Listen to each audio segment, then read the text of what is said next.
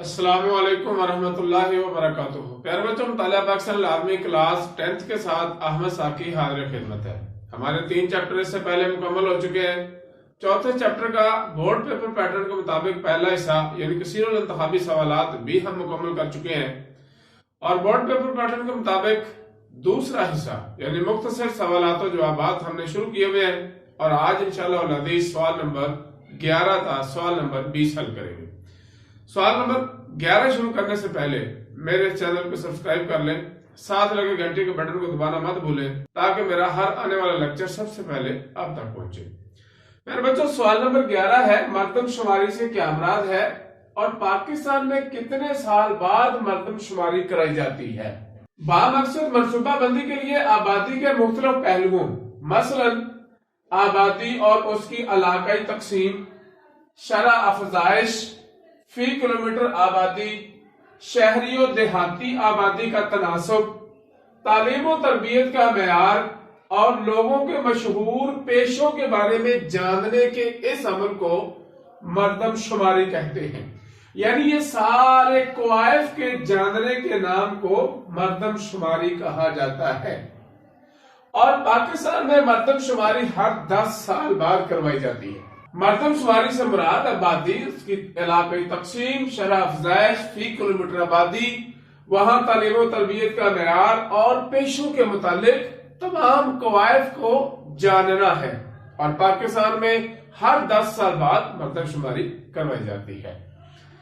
سوال نمبر 12 ہے برصغیر میں پہلی مردم شماری کب ہوئی اور پاکستان میں پہلی اور چھٹی مردم شماری کب ہوئی؟ پاکستان بننے سے پہلے برصغیر میں پہلی مردم شماری جو ہے وہ کب ہوئی، اور پھر جب پاکستان مارج وجود میں آ گیا تو اس کے بعد پاکستان میں پہلی اور چھٹی مردم شماری کب کروائی گئی؟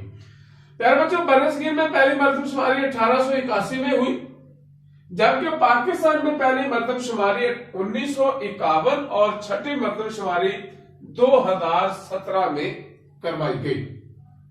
پاکستان بننے سے پہلے برصغیر میں 1881 میں ہوئی تھی، پاکستان بننے کے بعد 1951 میں پہلی اور 2017 میں چھٹی مردم شماری پاکستان میں کروائی جا چکی ہے۔ سوال نمبر 13 ہے صنفی تقسیم کے لحاظ سے پاکستان میں مردوں اور عورتوں کی شرح پیدائش لکھیں۔ صنفی تقسیم مراد مرد اور عورت کی تقسیم۔ تو میرے بچوں، صنفی تقسیم سے مراد مرد اور عورت کی بنیاد پر آبادی کی تقسیم ہے۔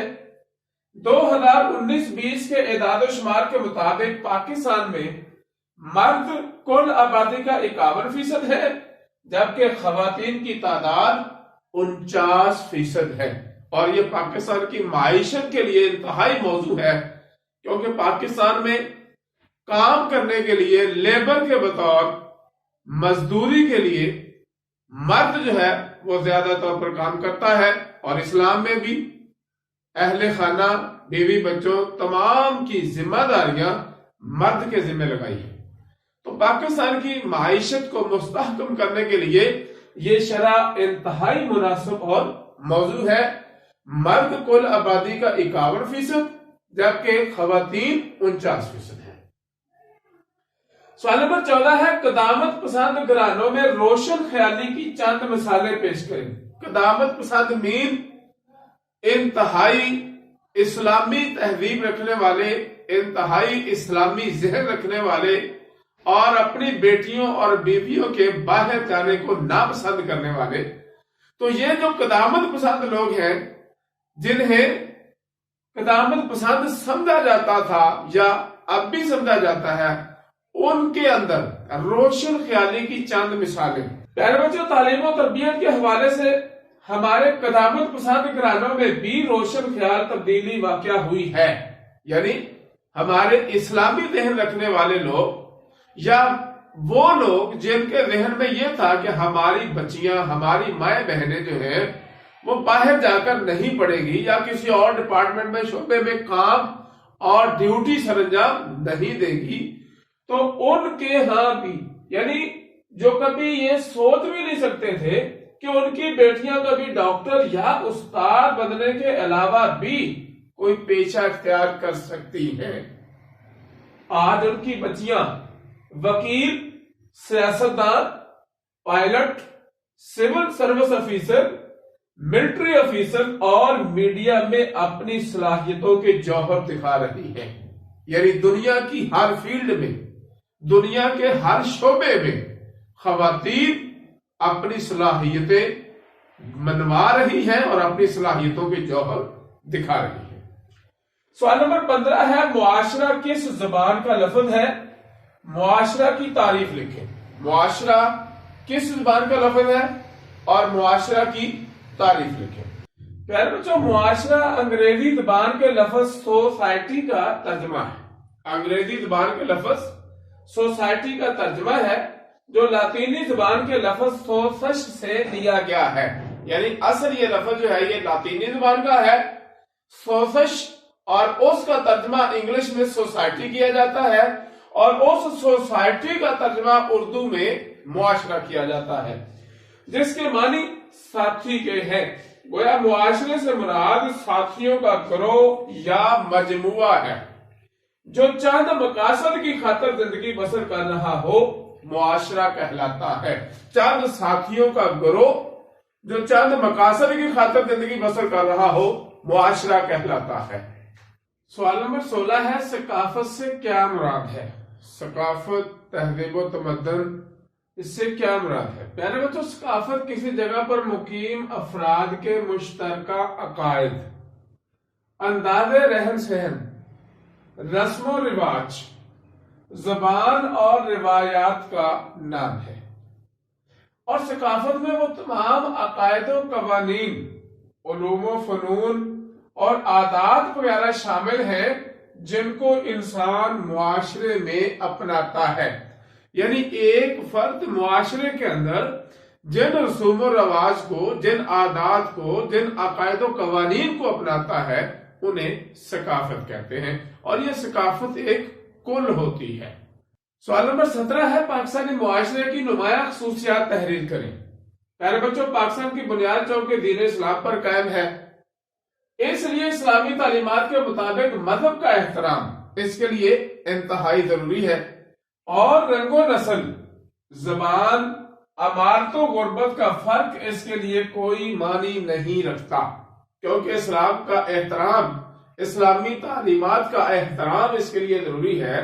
इसलिए रंगो नस्ल और अमारतो गुर्बत या जबान का कोई भी फर्क इसके लिए कोई मानी नहीं रखता। और इस्लाम दूसरे मज़ाहब के पैरोकारों के एहतराम का भी दर्स देता है। दीन इस्लाम की मजबूत बुनियाद की वजह से अखुव्वत और मुसावात नजर आते हैं। पाकिस्तान के अंदर अखुव्वत और मुसावात दीन इस्लाम की वजह से ही नजर आते हैं। सवाल नंबर 18 है, मुश्तरका खानदानी निजाम से क्या मुराद है? मुश्तरका खानदानी निजाम से क्या मुराद है? पाकिस्तान में बहसियत मजमूई मुश्तरका खानदानी निजाम राइज है। यानी फैमिली सिस्टम है, बाप सरबराह है पूरे खानदान का और बीवी घर के तमाम अमूर की जिम्मेदार है। तो मेरे बच्चों, खानदान का सरबराह मर्द है जो खानदान की कफालत का जिम्मेदार है, और यही इस्लाम की तालीमात है। खातून खाना घर और बच्चों की देखभाल करती और अमूर खानादारी संभालती है। यानी घर के जितने भी मामलात हैं वो औरत के जिम्मे है, और घर से बाहर के तमाम अमूर मामलात वो मर्द के जिम्मे है। घर में बुजुर्गों की खिदमत मजहबी और अखलाकी फरीजा समझकर निहायत अदब व एहतराम से की जाती है। बच्चों, सवाल नंबर 19 है, पाकिस्तान में खुशियों गमी के मौके पर पाई जाने वाली रसूम और रवाज लिखे। यानी खुशी के मौके पर या गमी के मौके पर पाकिस्तान में कौन सी रसूम और रवाज पाई जाती है? पाकिस्तान के लोग इंतहाई मिलनसार, गम गुसार है। यानी एक दूसरे को मिलना पसंद करते हैं, खंदा पेशानी से मिलते हैं, मुस्कुराते चेहरे से मिलते हैं और गम और खुशी दोनों में शरीक होते हैं। वलादत यानी बच्चे की पैदाइश, 7वें दिन अकीका और सालगिरह और शादी ब्याह की तकरीबात पर तहाइफ और मिठाई और پرتکلف کھانوں کا اہتمام بھی کیا جاتا ہے۔ اسی طرح پیدائش کے وقت بچے کے کان میں اذان دی جاتی ہے تاکہ اسے پتہ چل جائے کہ وہ مسلمان کے گھر میں پیدا ہوا ہے۔ اسی طرح پریشانی، آفت یا مرگ کے غم میں بھی بھرپور طریقے سے شریک ہوتے ہیں۔ غسل و کفن کے بعد نماز جنازہ ادا کر کے دفن کرتے ہیں، یعنی پہلے میت کو غسل دیا جاتا ہے، پھر اس کے بعد اسے کفن پہنا دیتے ہیں، پھر نماز جنازہ کی ادائیگی کے بعد اس کو دفنا دیا جاتا ہے۔ یاد رہے ملک بھر میں اقلیتوں کو بھی یہ تمام کے تمام حقوق حاصل ہیں۔ سوال نمبر 20 ہے، پاکستان میں کون کون سے مذہبی تہوار منائے جاتے ہیں؟ پاکستان کے اندر کون کون سے مذہبی تہوار منائے جاتے ہیں؟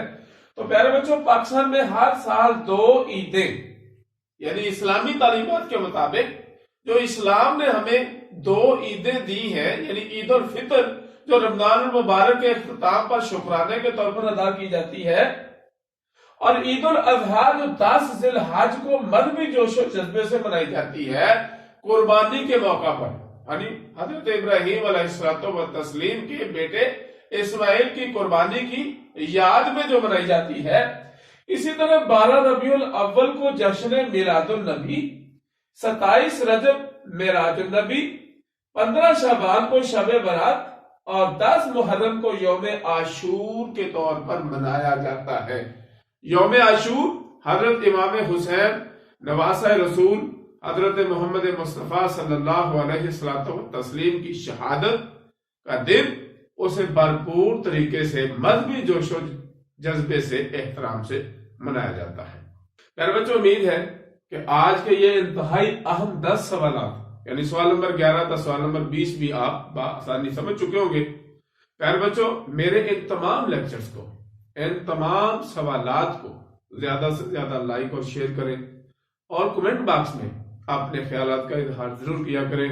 میرے اس چینل کو سبسکرائب کر لیں، ساتھ لگے گھنٹی کے بٹن کو دبانا مت بھولیں تاکہ میرا ہر آنے والا لیکچر بروقت آپ تک پہنچے۔ السلام علیکم ورحمۃ اللہ وبرکاتہ۔